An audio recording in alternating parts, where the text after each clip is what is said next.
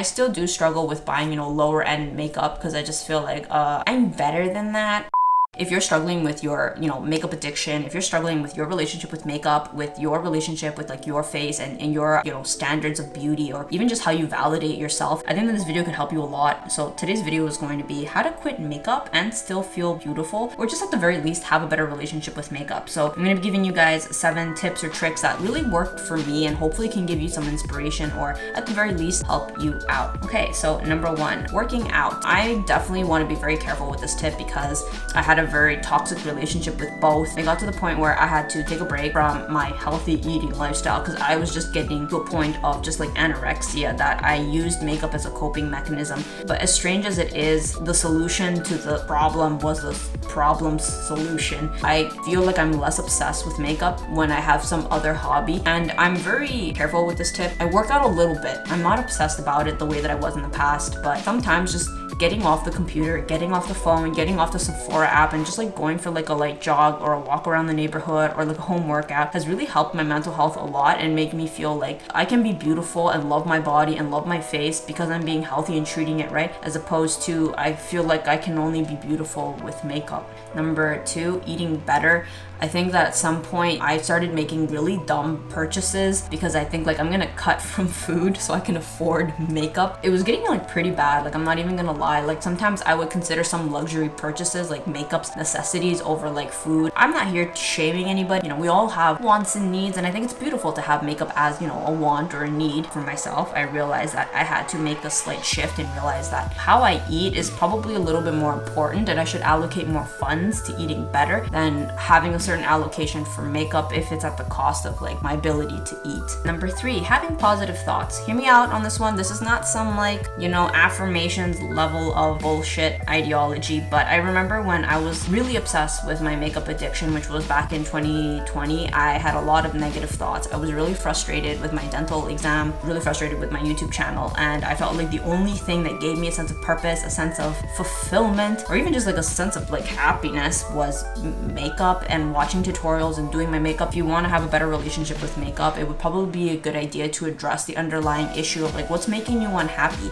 and focusing on that and working on that and like generating positive thoughts, because you're finally living like a better life so that you don't use makeup as much of a crutch as like your only source of happiness. Number 4, buy less but buy the best. I think that at some point I would buy certain items and they wouldn't fulfill my need for whatever it is that I really wanted, and then in the end I ended up buying the thing that I wanted, but I spent money on what I didn't want when it was like could have just bought the thing that I wanted. Obviously I'm telling you to be responsible with this. I would never want for my Cobra babies to go into financial ruin over makeup. That is just totally not what I want. I want us to have a healthy relationship with makeup. We shouldn't have these levels of restriction, but I just think that I could just buy what I wanted. I don't have to buy a bunch of things that I didn't want just because it's cheaper, when in the end I ended up buying less when I bought better. This YSL cushion was the last cushion that I bought, and I bought it about almost 2 years ago, and it just fulfills my love for cushions. I've saved so much money. I spent $80 on this and I didn't spend a single penny after that. Obviously if buying this makes you just I want to keep buying more, then probably not the way we want to do it, but it's just another helpful tip. Number 5, practicing self-love. I realized that practicing self-love was definitely one of the key contributors to my success with makeup rehab and my success with my no buys. If you guys know, I did a 1-year makeup no buy. The year before that I did a low buy, and they were both really successful. I did not struggle with them whatsoever, and at the core of it was because I focused a lot of my energies not on focusing on restriction and the things that I could not buy.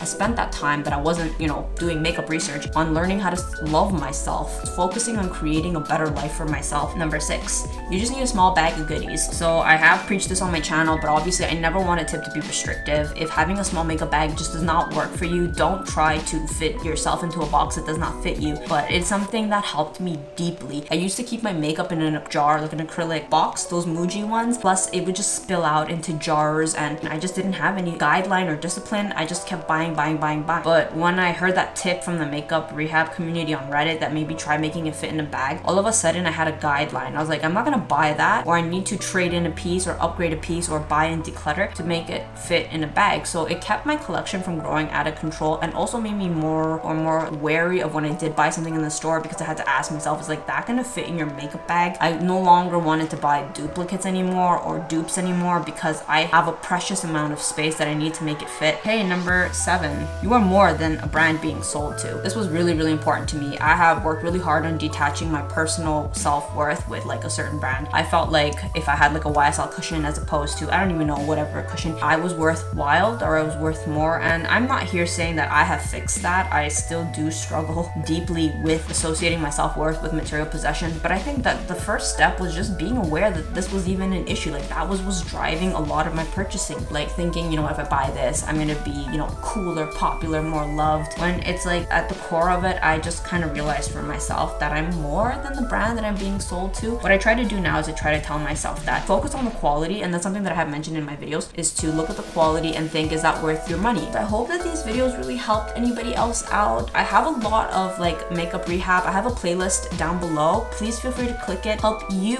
my little Cobra baby, create a better relationship with makeup, and I will see you in the playlist. Thank you for watching. See you then. Bye.